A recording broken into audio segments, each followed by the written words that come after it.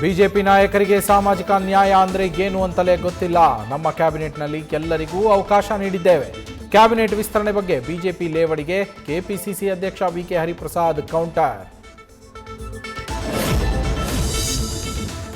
ಕೆಲ ಹಿರಿಯರಿಗೆ ಸಚಿವ ಸ್ಥಾನ ಸಿಕ್ಕಿಲ್ಲ, ಸಮಾಧಾನ ಪಡಿಸೋ ಯತ್ನ ನಡೀತಾ ಇದೆ. ಎಲ್ಲರಿಗೂ ಸಚಿವ ಸ್ಥಾನ ಕೊಡೋಕ್ಕಾಗಲ್ಲ, ಆದರೆ ಗೌರವ ಕೊಡೋದು ಆಗಬೇಕು. ಖಾಲಿ ಇರೋ ಹುದ್ದೆ ಮಹಿಳೆಯರಿಗೇ ಕೊಡ್ತಾರೆ ಅಂದ ಸಚಿವ ಸತೀಶ್ ಜಾರಕಿಹೊಳಿ. ಬಿಡದಿ ಟೌನ್ಶಿಪ್ ವಿರೋಧಿಸಿ ಜೆಡಿಎಸ್ ಪಾದಯಾತ್ರೆ ಆಗಸ್ಟ್ 9ರಿಂದ 11ರವರೆಗೆ ನಡೆಯಲಿದೆ. ನಡಿಗೆ ನಿಖಿಲ್ ಕುಮಾರಸ್ವಾಮಿ ನೇತೃತ್ವದಲ್ಲಿ ಬಿಡದಿಯಿಂದ ಬೆಂಗಳೂರಿನ ಫ್ರೀಡಂ ಪಾರ್ಕ್ವರೆಗೂ 38 ಕಿಲೋಮೀಟರ್ ಪಾದಯಾತ್ರೆ.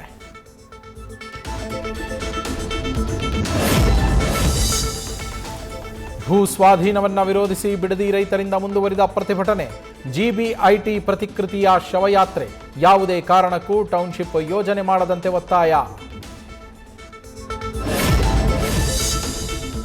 ಕೆಆ ಮಾರ್ಕೆಟ್ ಫ್ಲೈಓವರ್ ವೈಟ್ ಟಾಪಿಂಗ್ ಕಾಮಗಾರಿ ಹಿನ್ನೆಲೆಯಲ್ಲಿ ಮುಂದಿನ 3 ತಿಂಗಳು ಸಂಚಾರಕ್ಕೆ ನಿರ್ಬಂಧ.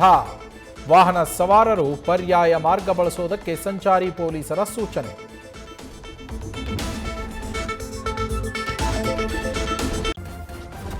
ನ್ಯೂಸ್ ಫಸ್ಟ್ ನಿರ್ಭೀತಿಯಿಂದ ನಿಮ್ಮ ಪರವಾಗಿ.